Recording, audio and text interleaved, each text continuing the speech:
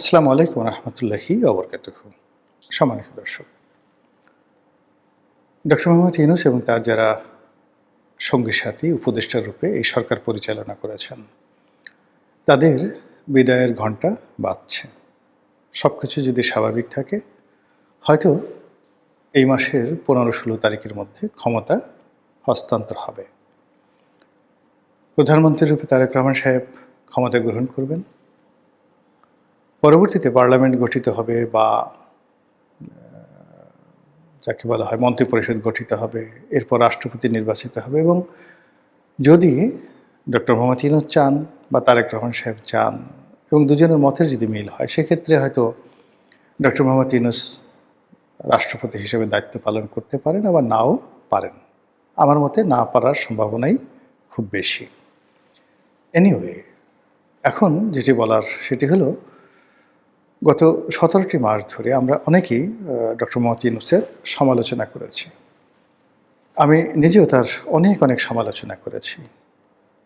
তার হাসি নিয়ে, তার কথা নিয়ে, তার উইল ফোর্স নিয়ে, তার ভবিষ্যৎ নিয়ে স্যাটায়ার করেছি, ব্যঙ্গ করেছি, সমালোচনা করেছি। এর কারণটা হলো যে তাকে সবসময় উজ্জীবিত রাখার চেষ্টা করেছি, তাকে দায়িত্বশীল রাখার চেষ্টা করেছি।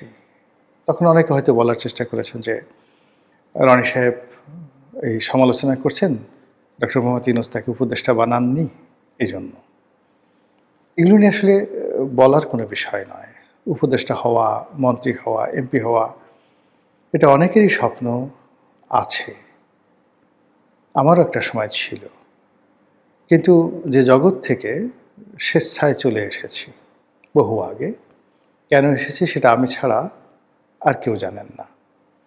আর সংসদ সদস্য হওয়া, উপদেষ্টা হওয়া, এমপি হওয়া, মন্ত্রী হওয়া, এগুলো ছাড়াও একটা মানুষ সমাজে বেঁচে থাকতে পারে সুন্দরভাবে, বা মন্ত্রী এমপির যে ক্ষমতা থাকে বা তাদের যে গ্রহণযোগ্যতা থাকে, সেগুলো ছাড়াও একটা মানুষ যদি মানুষের ভালোবাসা পায়, এমনকি কোনো পশুর ভালোবাসা পায়, বৃক্ষলতার ভালোবাসা পায়, প্রকৃতির ভালোবাসা পায়, এমনও দেখা গেছে অতীতে বহু রাজা রাজত্ব ছেড়ে দিয়েছে কেবল নদীর কলকল ধ্বনি শোনার জন্যে।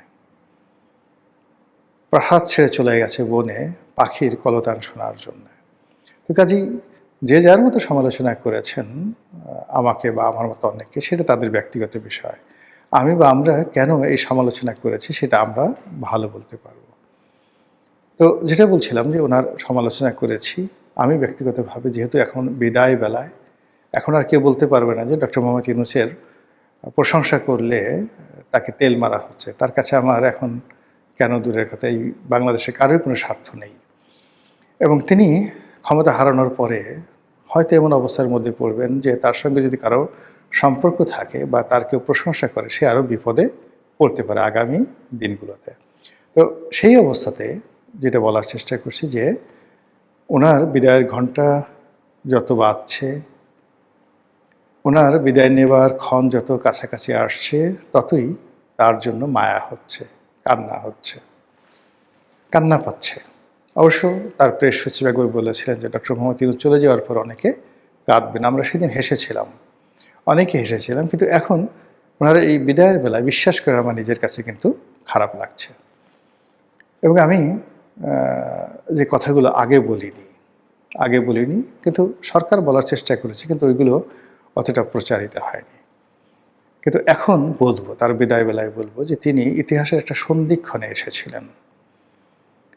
এবং ওই যে ইব্রাহিম সৈয়দ, মানে ওখানে মাওলানা ইব্রাহিম সাহেব, দেলোয়ার হোসেন সাইদি সাহেবের যে বিয়ে, একটু পাগলা টাইপের, অনেক সময় অলৌকিক কথাবার্তা বলেন।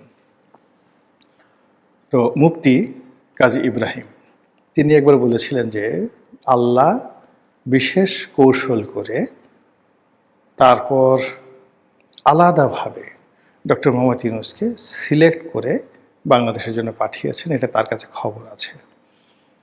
কাজেই ডক্টর মোহাম্মদ ইউনূসের আনুগত্য করা, তাকে ভালোবাসা, তার কথা মান্য করা ফরজ, না করলে গুনাহ হবে। তো তিনি তার মতো করে কথাটা বলেছেন।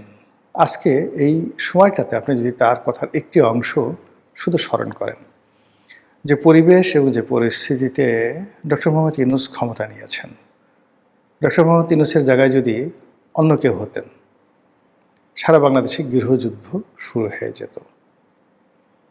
ডক্টর মোহাম্মদ ইউনূসের জায়গায় যদি অন্য কেউ হতেন, ভারত এখানে আওয়ামী লীগকে পুশিং করার জন্য, শেখ হাসিনাকে আবার ক্ষমতায় বসানোর জন্য যদি তারা সার্জিক্যাল স্ট্রাইক চালাতো, বাংলাদেশের কেউ সেটা প্রতিহত করতে পারতেন না এবং বাংলাদেশের পাশে কেউ দাঁড়াতো না।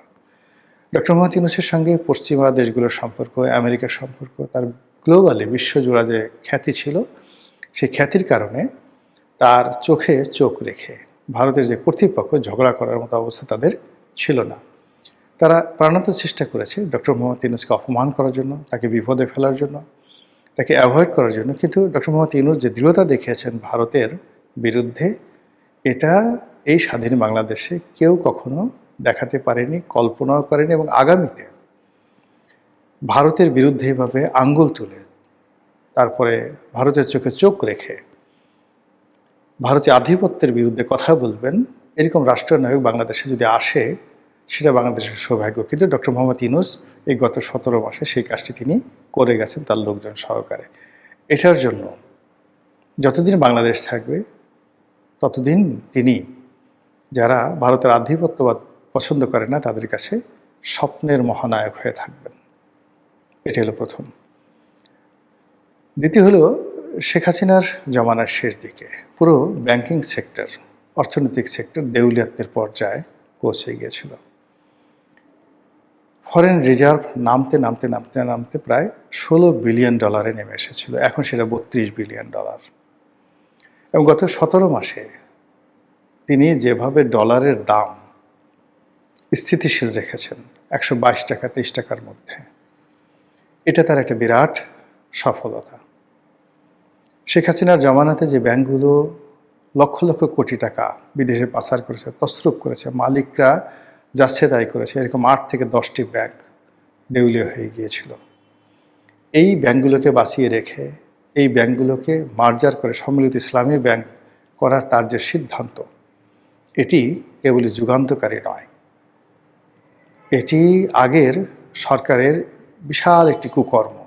সেই কুকর্মের দায় ডক্টর ইউনূস গ্রহণ করে সেই কুকর্মটিকে সামাল দেওয়ার চেষ্টা করেছেন।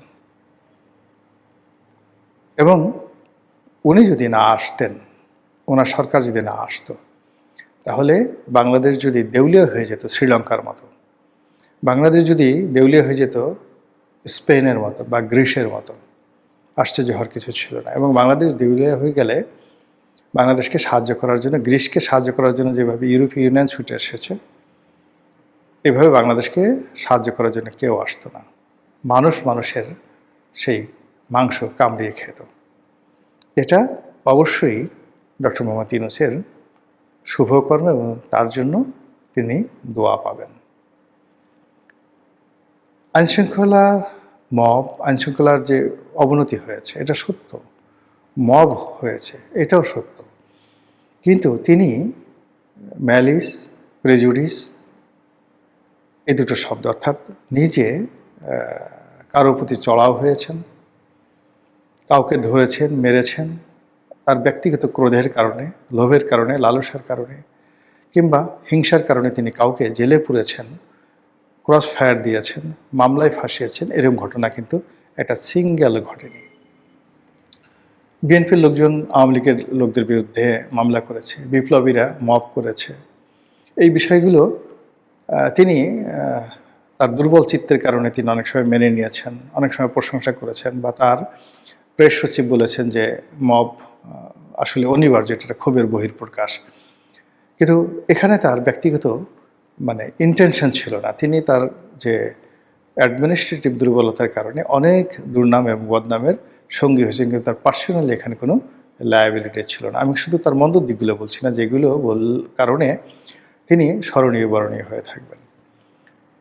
সর্বশেষ যে বিষয়টি, সেটি হলো তিনি অনেক কিছু করার চেষ্টা করেছেন, হয়তো পারেননি, হয়তো ভুল হয়েছে, হয়তো সঠিক ছিল না, কিন্তু তিনি সত্যিকার অর্থে আসলে সংস্কার করতে চেয়েছেন।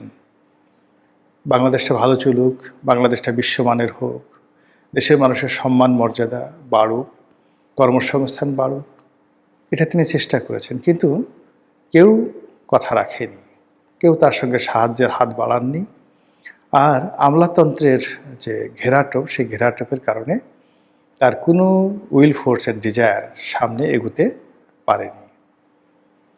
এ সময়ের মধ্যে গণভবনের সঙ্গে নয় ঠিক, মানে যমুনার সঙ্গে বঙ্গভবনের, যমুনার সঙ্গে সেনা হেডকোয়ার্টারের, যমুনার সঙ্গে বিএনপির, যমুনার সঙ্গে এনসিপির, এমনকি যমুনার সঙ্গে জামাতের বারবার দ্বন্দ্ব হয়েছে, সংঘাত হয়েছে। কিন্তু সব কিছু বাদ দিয়ে তিনি সবাইকে ডেকেছেন, নেগোসিয়েশন করার চেষ্টা করেছেন, সবার সঙ্গে কথা বলার চেষ্টা করেছেন। কখনো অভিমান করেননি, কখনো ক্রোধ দেখাননি, কখনো মুখ বাঁকা করে, মানে যাকে বলা হয় রাগত স্বরে কারোর সঙ্গে কথা বলেননি। তিনি কথা শুনেছেন বেশি, বলেছেন কম। পারলে হাসি মুখে কথা বলেছেন, আর যদি না পারলে তিনি অন্যদিকে তাকে চুপচাপ থেকেছেন। কিন্তু কারোর সঙ্গে রাগ হয়ে এই গত 17 মাসে একটা শব্দ করেছেন, এই ঘটনা কেউ বলতে পারবে না। এটি আমাদের রাজনীতিতে একটা বিরল ঘটনা। এমন কথিত যারা তত্ত্বাবধায়ক সরকারের 3 মাসের জন্য প্রধান হিসেবে এসেছেন, তারা অনেকেই অনেক সময় মেজাজ হারিয়ে ফেলেছেন। কিন্তু doctor Mohammad Yunus is the first man যিনি গত 17 মাসে একটি বারের জন্য মেজাজ হারাননি। তিনি তার মতো কাজ করে গেছেন। তিনি চলে যাচ্ছেন বা তিনি চলে যাবেন। আল্লাহ তাকে হেদায়েত দান করুন, তিনি সুস্থ থাকুন, বহুদিন বেঁচে থাকুন, আর আমাদের প্রতি তিনি কৃতজ্ঞ থাকুন, আর আমরাও যেন তার প্রতি কৃতজ্ঞ থাকি এবং তার জন্য দোয়া করি। আসসালামু আলাইকুম রহমতুল্লাহি ওয়া বারাকাতুহু।